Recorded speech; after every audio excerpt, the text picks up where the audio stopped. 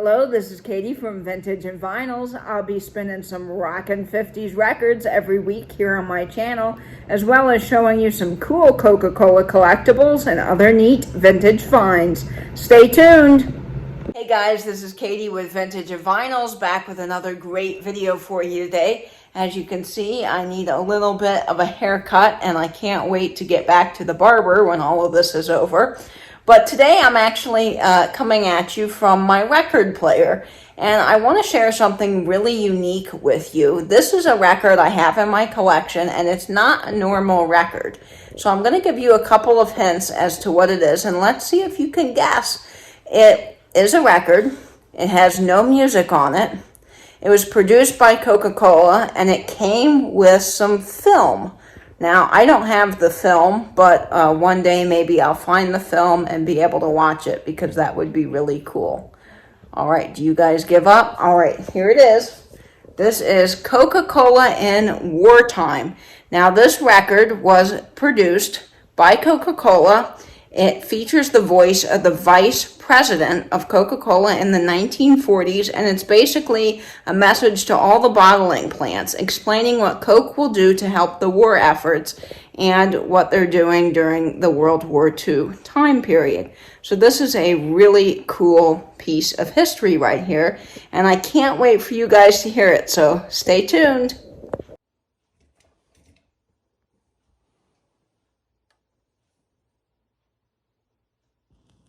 This is an outstanding privilege, since this is a meeting which concerns our most precious mutual possession, the product Coca-Cola, and the record which that product is making during times of war. There are many activities in which your plant has been engaged that have contributed materially to the war effort in your community. The 2 bond pictures, the salvage drive on tin cans, the handling of game kits, airplane pictures and spider cards with the armed forces, the retailer's booklet and the retailer's plaque, the bond campaign in your own plant, and so on down the line. Then there is the direct military activity of the Beacon Loading Company, a subsidiary of the Coca-Cola Company, where powder is packed for high explosives. This company has just been awarded the Army and Navy E. All of these activities add materially to Coca-Cola's war record. These are the kind of things that we as individuals or we as an organization are able to do. But I wonder if we fully appreciate the part which our product itself, that bottle of Coca-Cola, is playing in the big war effort. It is performing a major role on the civilian front, on the production line, and with our armed forces at home and abroad. Letters, articles, books, and quotations of all kinds testifying to this role are constantly flooding our offices in Atlanta.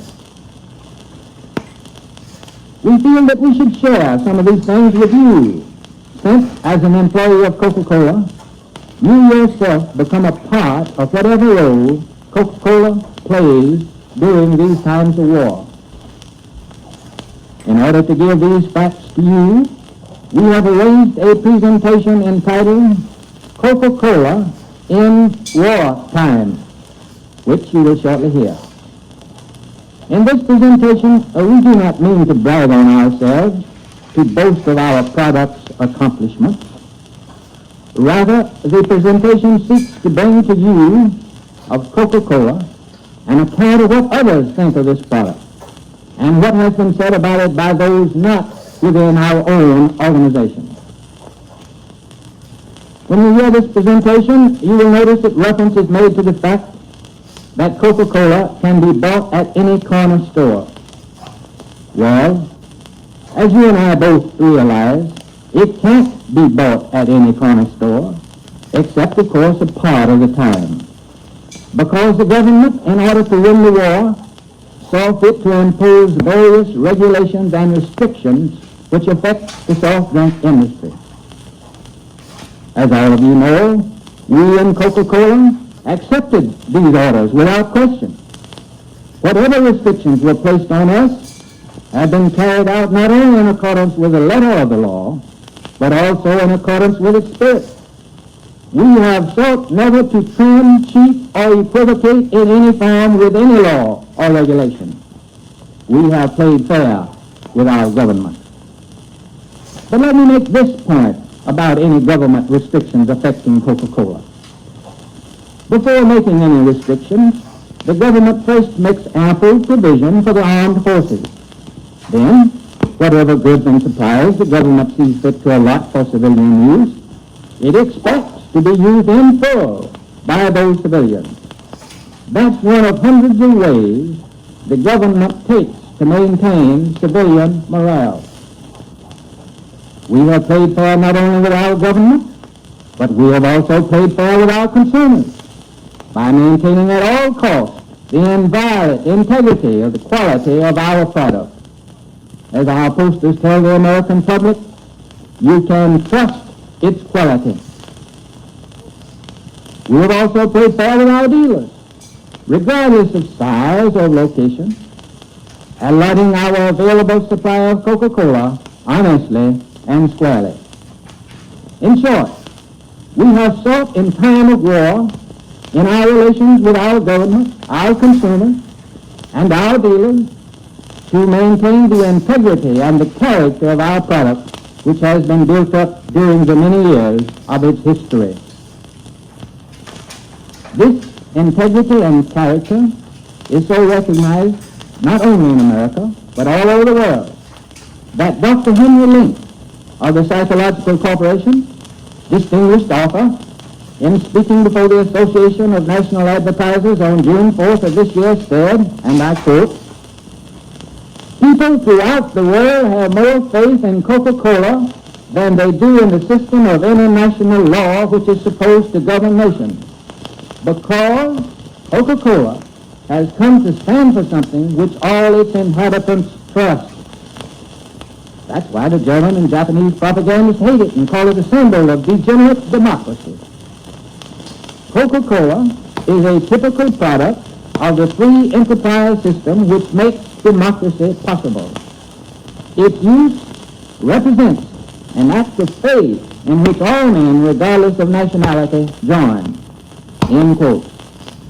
Yes, the integrity and character of our product occupy a place in the life of America and in the life of the world during this time of war that is unique and powerful.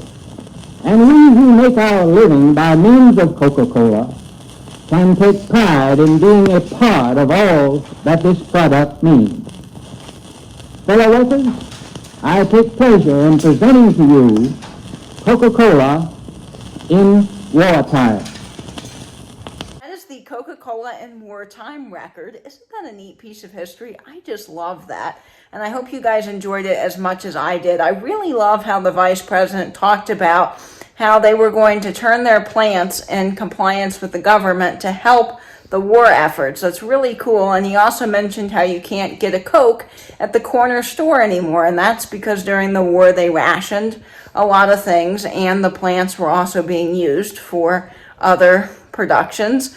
And I love, he talked also about how the GIs had been writing in saying how much they've been enjoying Coke.